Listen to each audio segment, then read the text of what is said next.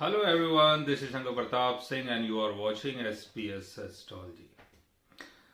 दोस्तों, आज मैं आपको बताने वाला हूं ग्रहों की डिग्री के बारे में कि ग्रहों की जितनी भी डिग्रीज होती हैं अलग अलग, वो कैसे काम करती है।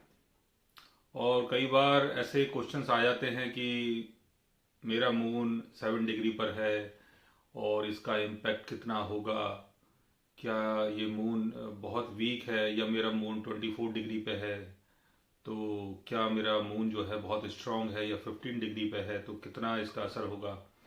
तो ऐसे बहुत सारे क्वेश्चंस होते हैं आप सबके जो ये पूछने की कोशिश करते हैं कि ग्रहों की जो डिग्री है वो एक्चुअल में कैसे काम करती है। देखिए, कोई भी ग्रह अगर अपनी डिग्री पे है, चाहे किसी भी डिग्री में है, तो आप इसको ऐसे समझ सकते हैं कि जैसे एग्जाम्पल के तौर पे हम लेते हैं 6th हाउस, 7th हाउस और 8th हाउस को। मान लेते हैं कि कोई प्लेनेट आपके 7th हाउस में है लेकिन 1 डिग्री पर है। 1 डिग्री पर अगर कोई प्लेनेट आपके 7th हाउस में है तो ये मान के चलें कि उसका जो असर है वो 6th हाउस में भी बहुत ज्यादा होगा। यानी जितना असर उसका 7th हाउस में है उतना ही असर उसका 6th हाउस में होगा।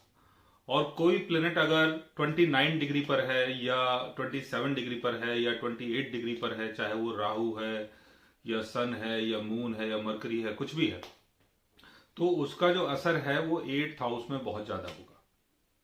और अगर कोई प्लेनेट अगर 15 डिग्री पर है, जैसे आपके 7th हाउस में कोई प्लेनेट 14, 15 या 16 डिग्री पर है, तो उसका सारा असर उसी पर्टिकुलर हाउस में होगा।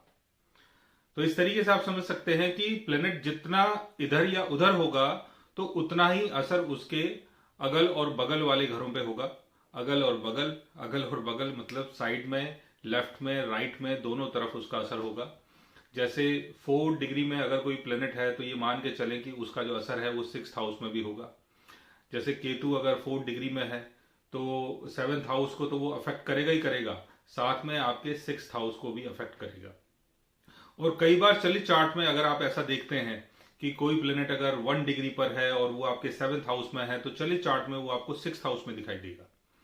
और अगर कोई 29 डिग्री पर है तो वो आपको 8th हाउस में दिखाई देगा, चलिए चार्ट में।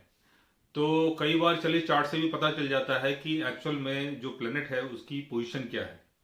तो डिग्री से आप ये समझ सकते हैं कि कोई प्लेनेट अगर बहुत कम डिग्री पर है तो उसका जो असर है वो उससे पहले वाले घर में होता है, और अगर कोई प्लेनेट अपनी हाईएस्ट डिग्री में है तो उसका असर उसके दूसरे वाले घर में होता है। तो इस तरीके से आप चीजों को समझ सकते हैं। अब उसका बेनिफिट मिल रहा है या उससे हमें लॉस मिल रहा है, वो एक अलग बात है। जैसे केतु अगर 7th हाउस में है तो केतु का असर 6th हाउस में भी होगा। राहु अगर 7th हाउस में है या 29 डिग्री पर है तो उसका असर आप माने कि 8th हाउस में होगा। तो जैसे 8th हाउस में राहु का फल होता है वैसे ही आप चीजों को अंडरस्टैंड कर सकते हैं, समझ सकते हैं। तो अगर आप भी जानना चाहते हैं प्लेनेटरी डिग्रीज के बारे में तो उसके लिए आप हमारे चैनल को सब्सक्राइब कर सकते हैं।